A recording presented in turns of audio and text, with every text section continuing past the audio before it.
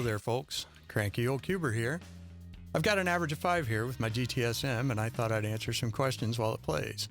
Fair warning, my best on 3x3 is just over 40 seconds, which is why I'm only doing an average of 5. Let's get right into the questions. Arvin Gajora asks, what did inspire you to take up cubing? Because most cubers are young or teenagers. Well, I did cube when I was young or a teenager. I learned how to solve with a friend while we sat at junior high school basketball games. I took a break after college because I lost my cube during a move, and then one day last fall, my friend Dave changed his Facebook profile picture to a cube, and I was reminded how much I liked solving Rubik's Cubes. I did what I do, which this time meant buying a 2x2 to 5x5 set of Shengshao cubes off of Amazon, and I've been back into it heavily since then. The Hudson Cuber asks, how many cubes are in your collection? Well, this many if you just mean cubes. Or if you mean all my Twisty puzzles, about this many. Or if you mean all of my puzzles, about this many. I think I counted 68 Twisty puzzles. Mentos Cubing asks, what? I am first? Yes. Mr. Sinister asks, how long have you been cubing for? What inspired you to start cubing videos? I started cubing in 7th grade, so around 1981-82. I had a Rubik's Cube and a Pyraminx, and I could solve them both. I wanted to solve my friend's Rubik's Revenge, but he never would let me borrow it, so I went 34 years between wanting to solve a 4x4 and actually being able to. I've always had this desire to do something with YouTube, but never really knew what that something was. Then last fall, I got back into cubing, and Cranky Dave alerted me to the existence of all of these cubing channels, and I watched a bunch of stuff, and I finally had a concrete idea for what I could do with a cubing channel, so here I am. Salahudin1138 asks, I'm planning to magnetize my Guoguan Yuxiao or Yan 3, but need to know which is better for them, N35, N40, N45, or N50. What difference does it make? I'm not an expert, but I'm pretty sure the N35 magnets are on the weaker side, and the N50 magnets are stronger, and the other two are in between. I'm going to use N35 to magnetize my Yan 3. I'm pretty sure the Volk M is using stronger magnets, and I think they are too strong. I also think it makes a difference how thick the plastic on the cube is. I prefer a weaker magnet, so I would try the N35 or N40. Okay, on this solve, this is shaping up to be a really long inspection. Yep, still looking.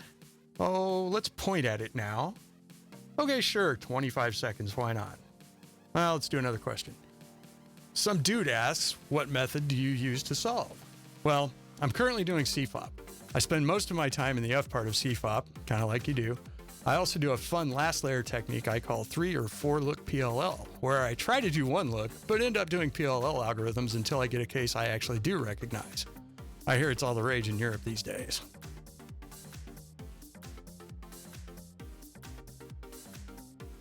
What do we got going on? I don't know. Well, let's ask a question. Francisco Ochoa has several questions. What are some of your favorite speed cubing channels and Twisty puzzle channels? There are so many. The ones I watch most are probably among those featured while I was answering a previous question, so check that out. What's the goal you want to reach for 3x3? Eventually, I would like to get sub 30. Long term, I'd like to know just how fast an old guy can go. But I'm easily distracted by shiny things, so we'll have to see how that goes.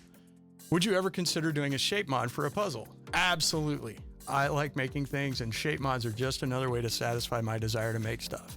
Now, finding time to do it, that's the trick. Do you have any family members that share the same interest in cubing as you do? Yes. My sister, the one who does all the sound and video tech, is also getting faster at 3x3, and everybody else in the family are at various stages of learning to solve a 3x3, and my daughter is also starting to learn a 4x4 using reduction. Oh man, I'm cringing watching this solve. I predict this one's going to be over a minute, given the amount of not inserting F2L pairs I'm currently doing here. We'll get to it. Let's look at it some more. Turn it around. Let's turn the cube a bit. We're still working on it. We'll get to the last layer eventually, I promise. Maybe. Nope, not yet. Oh, there we are. Last layer, yay. Okay, another question.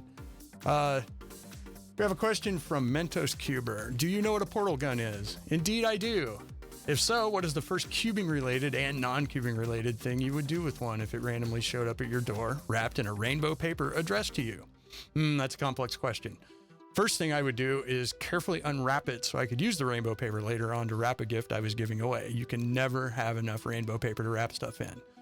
The first cubing related thing I'd do is probably mundane because I'm basically lazy. All of my cubes are downstairs in my lair while my super awesome chair is upstairs, so I'd probably put one of the portals next to my chair, one next to my cube shelf so I didn't have to go up and down the stairs just because I forgot the cube I wanted. The first non-cubing related thing I would do is obvious. I would set the portals up so I could do that free fall thing because I've always wanted to experience free fall in the safety, comfort, and privacy of my own home. All right, let's check in on this solve. We seem to be in the middle of F2L, and I'm pretty sure we're just randomly turning things at this point. Clearly, I have no idea what I should be doing here. How is this going to come out? I don't know. Put the F2L pair in. Do it. There you go. All right, another question. Dave says, Cranky Dave says, Mohai, to which I answer, Mohai. All right, thanks for watching, everybody. Don't forget to subscribe so you'll know the instant I put up another video. You know you want to. All the other kids are doing it. You want to be cool too, right?